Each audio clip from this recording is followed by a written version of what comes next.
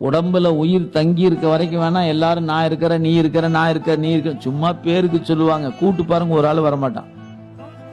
ஏதாவது ஆபத்து காலத்துல ஒரு போன் அடிங்க, ஏ மாப்பிள்ள இந்த சிக்கிக்கிண்டா கொஞ்சம் வாடான்னு கூட்டு வரேன். ஏ கொஞ்சம் முன்னாடி சொல்லியிருந்தா பரவாயில்ல, நான் வேற இங்க போயிட்டேனேடா அங்க போயிட்டேனேம்மா.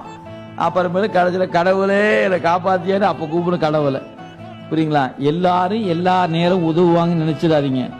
மனிதன் உதவுகிற உதவுதல் என்பது தெரிகிற மாதிரியே இருக்கும், உதவ மாட்டான். கடவுள் உதவாத தெரியாத மாதிரியே இருப்பார், ஆனா உதவுதல் அவன் தான் முன்னாடி நிற்பான். தோன்றா துணையா இருந்தனன் தன் அடியோங்களுக்கே. நீங்க நன்றாக இருக்கிற காலத்தில் அவனை நல்லா நினைச்சிட்டு இருந்தீங்கன்னா நமக்கு எந்த நேரத்துல உதவி தேவையோ அந்த நேரம் வந்து உதவிக்கு வந்துடுவான். ஏன் யாரோ அனுப்பிச்சிடுவான், டே இப்போ என்னுடைய அன்பன் துன்பத்துக்கு போய் உதவி பண்ணு போன்னு அனுப்பிச்சிடுவான். நீங்க வேண்டான்னா கூட அவர் விட மாட்டாருங்க. செஞ்சுட்டு தான் போவேன் அப்படின்னு வந்து